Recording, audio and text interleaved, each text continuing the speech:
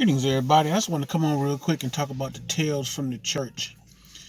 One thing that I'm recognizing is not necessarily the church that's running people away from the church, but it's the people that is running away people from the church and preventing people from coming, because there's a difference between um, attending church and being a kingdom citizen. A kingdom citizen is one that represents Jesus. Church people, they think they are Jesus, so they're doing all they can to help. Excuse me, let me rephrase that. Doing all they can to change others when they refuse to be changed. Because the way the church was set up from jump, it was to enslave our people, to get us to do what the master wanted us to do. And so therefore, that's why today is the modern day slavery, because most churches are trying to get people to do what they want them to do versus what God intended for us to do, and that's to serve Him and go out and like Jesus said, go out into all the earth and teach the gospel. But more than anything, go out into all the earth and live the gospel. Be an example like Jesus was. Because one thing about when you really are anchored, your soul is anchored in the Lord, and you're rooted and grounded in the things of God, you don't have to go out and prove to nobody, anything, because the proof is in the pudding.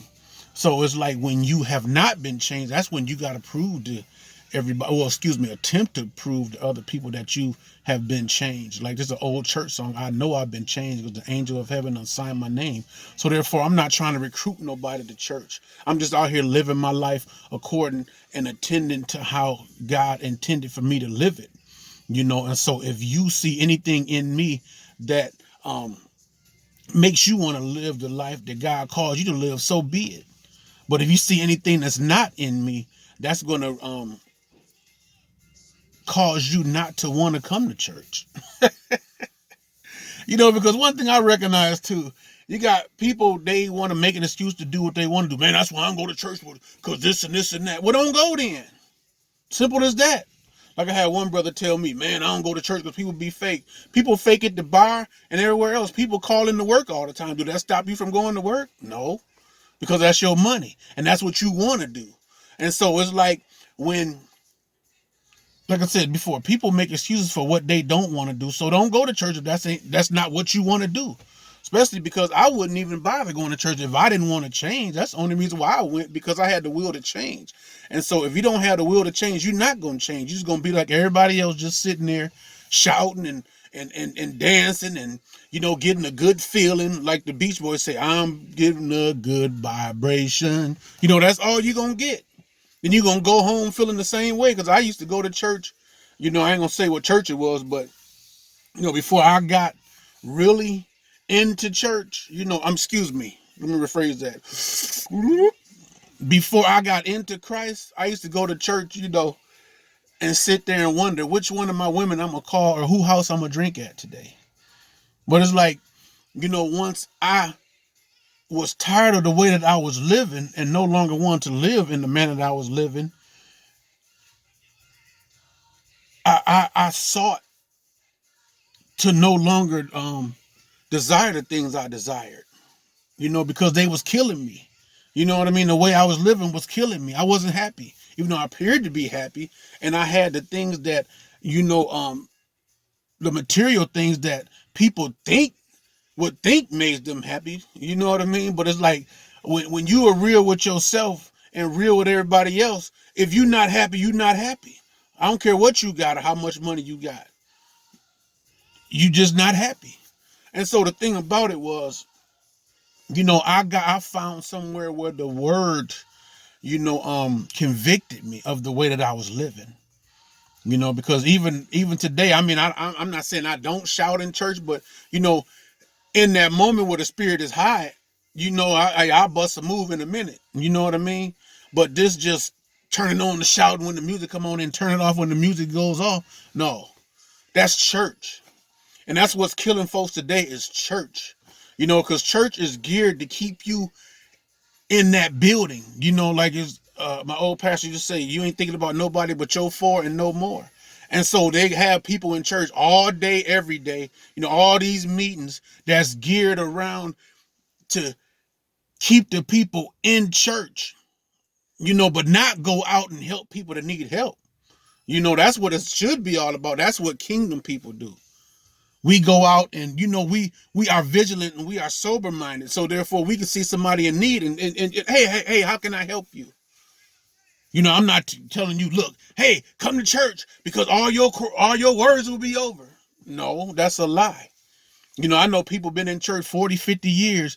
And like somebody told me, well, you come to church, you will hear something to make you change. Well, what was said at the church that these folks has been sitting around 40, 50 years haven't heard? And they still the same old witches and demons. But they've been around the church all these years and still the same way. So it's like when you talking to street people, you got to come with something different than just come to church. And then you got people that's still out here living just like the world. Then they have nerve to say, but yeah, I know I was out there partying with y'all, but come to church. What? That's another reason why people don't come to church, for ignorant folks like that. You know what I mean? If you're going to be how you going to be an example of something that you're not even fully into? So make that make sense. And so that's why it's all about, being who God called you to be, first of all, before you try to go up first, before you can win other souls. Your soul has to be won. And so one thing about street people, we recognize what's real. Like in the Bible, it says spirit recognize spirit, and in the streets they say game recognize game. So you can't really run game on street people because we already know what's up. We can see the hating the same way we can see the hating haters' eyes. We can see the fake and fake folks. So it's like you got to be real in order to go out and win souls today. When everybody is against church now, and I got to say, they have legitimate reasons because of the way people are acting and doing everything contradictory to the way that God, really calls us to have church. It's to build the people up, to empower the people, not to ensnare them and enslave them and entrap them, into the ignorance of others. That's the thing too. You know what I'm saying? How you gonna listen to somebody that was illiterate and unqualified to speak the gospel? So that's just like, like a lot of these folks that's up preaching need to be somewhere being taught. So therefore, when they get up to speak, they can help somebody for real, versus just helping somebody stay in their little tutelage or their cults or their gangs or their meeting places. Because I got to say it. I'm tired of church myself. I'm churched out. That's why when I go to church, I go hear the word and I go home. And I go out in the streets and do what I do, and into the prison and stuff like that. Because somebody asked me one day, well, aren't you afraid, to go into prison? No, I'm more afraid to go into church and what the church gonna do to me. I done have more people try to murder me in the church. You know what I mean? Whether it's premeditated or voluntary manslaughter. You know what I mean? And people try to, make me think that I'm not who God called me to be because I don't know church and I know God. You know what I mean? So it's like, I'm not fearing nobody in the streets and in the prison, because one thing about the folks in the prison, they got a mind to want to be free. You go to church, people, they looking for more ways to be bound. You know what I mean? Like, hurt me, pastor. Ooh, I don't hurt enough. Make me, oh man, church is a bunch of foolishness now. That's why you got to find somewhere that's kingdom minded, folks that are training you to go out and to be the light and be the example. Like the Bible says, we are the salt of the earth, the light of the world. But the way church is going right now, and these pastors is playing right into the hands of the enemy. Shoot, the devil ain't got to do nothing. The pastors is doing a good job of hurting folks and making them worse off than they was before they came to church. So all this folks talking about, come to church. For what? I might as well just go on and do what I've been doing. At least I think I'm happy. I'm not putting all churches down. Let me get that straight. But 90% of these churches out here ain't doing nothing. Flat out. And 10% of these pastors out here doing what God called them to do. Flat out. Because church is no different from the streets. You got to watch people more in church than you do the streets. You know what I'm saying? Because at least in the streets, that people is cutthroat out to get you. But it's more so in the church now. You got folks just because they've been in church all their life, they think somebody owe them something. Like they automatically got their ticket punched. Oh, I've been going to church 20 some years, but you don't know God. And that's a shame.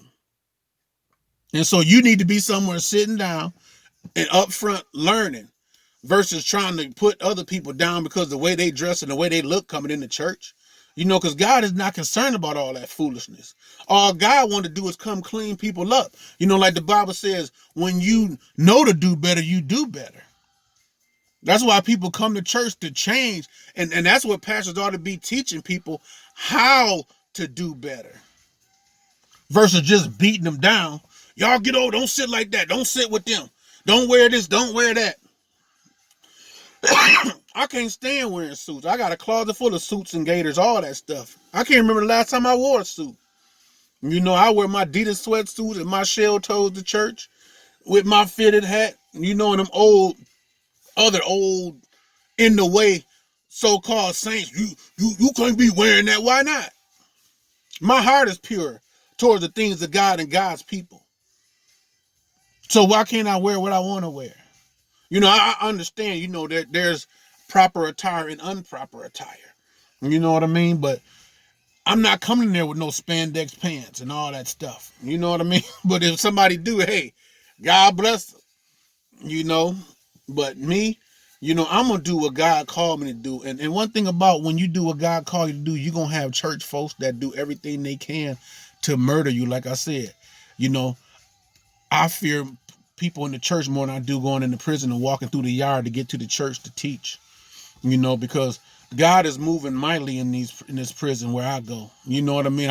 Sometimes I just feel like just driving up to the prison, just having service with them, because the Spirit of God is moving like it should be moving on the streets, but in the church, but it's not, because man is doing everything they can to uplift themselves and do what they can to try to control the people instead of allowing the Spirit of God to come in and move the way it should, because that's what like the Bible said, the anointing destroys the yokes, not man and his flesh. That's the thing that's getting in the way of the people changing, man and his flesh, and doing what he been taught, like I said, by another ignorant and illiterate unqualified man. And now you going to teach this foolishness and messing folks up, and causing them to be more ignorant than you. And so that's the thing right there. You know what I mean? If you're going to sit up under a pastor, make sure they teaching out of the word, not all these cliches and, it's just a bunch of foolishness that's drawing people farther away from God than they intended to get closer to God before they came to church. I'm just put it out there. I don't care what people think. And another thing, all this old organizational foolishness, God is not in that stuff. Where is that in the Bible? Nowhere. I can run down the line, all these organizations, and then the thing about it, you got a lot of folks that's in these organizations that's supposed to be in the same denomination. They don't even get along. So what kind of mess is that? That's why I was like, man, I really can't blame people for not coming to church now. You know what I mean? But I'm not making no excuse for nobody because, I'm just like Paul. I will not have you ignorant. I'm just putting it out there because I'm brave enough to come out and say it. You know what I mean? But I'm not, like I said, I'm not making no excuse for nobody. But go out and find a church that, that the word convicts you. Some churches, they so high, the Spirit of God in the heavenly reigns and this and this and that. You know what I mean? It's like, that's too high for people coming in, off the streets. You know what I mean? You got to meet them where they at. Because some of these folks, they try to preach like they so anointed, like they know something that ain't in the Bible. That they know something more than God knows. And it's like you losing the people. And then you got folks that's teaching too low, this old stuff that we learned back in Vacation Bible School back in 78, as if, you got a great teaching that ain't nobody ever heard. Just because you got a couple fools shouting and falling out and clapping and dancing. A bunch of foolishness.